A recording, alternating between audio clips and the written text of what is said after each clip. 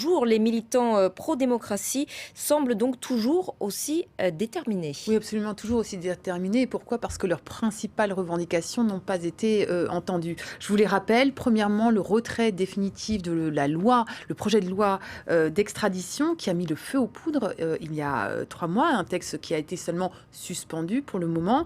Deuxièmement, la démission de Carrie Lam, la chef de l'exécutif de Hong Kong, qui est marquée très pro-Pékin. Et plus généralement, tous ces manifestants veulent le respect de l'autonomie de la ville, la cité-État d'Hong Kong, qui a été garantie par le principe un pays, deux systèmes, qui avait été mis en place en 97 au moment de la rétrocession de Hong Kong par les Britanniques à la Chine. Et surtout, ils sont déterminés parce qu'ils ont le sentiment que s'ils abandonnent maintenant, peu à peu, les libertés individuelles et publiques dont ils bénéficient et avec lesquelles ils ont grandi, en fait, ces étudiants, vont disparaître complètement et ils n'ont pas du tout envie de vivre comme leurs cousins ou leurs frères de Chine continentale.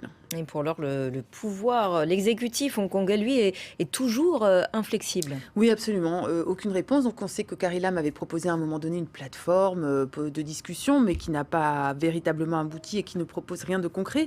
Il y a beaucoup de pression quand même alors, on l'a vu, la répression de ces manifestations assez sévère, des arrestations, des pressions également. On sait que, par exemple, certaines entreprises à Hong Kong ont incité leurs employés à ne pas faire grève, à ne pas manifester. Alors, le correspondant de RFI cite notamment KT Pacific qui a annoncé que si les employés allaient manifester, ils pouvaient être suspendus, voire licenciés. Il y a eu aussi des répressions, des formes de violence par des triades. Ça, c'était un petit peu avant. On parle de la police qui s'est peut-être aussi infiltrée parmi les manifestants.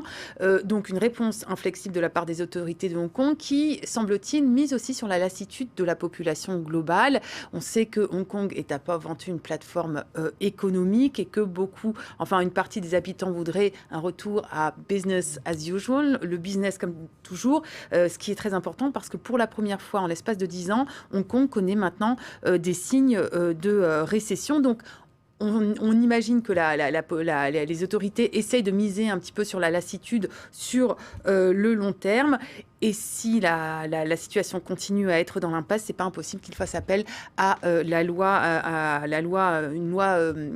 décret d'état d'urgence. Mais ça, ce sera à surveiller effectivement dans les prochaines semaines. Merci beaucoup Virginie pour cet éclairage sur la situation à Hong Kong.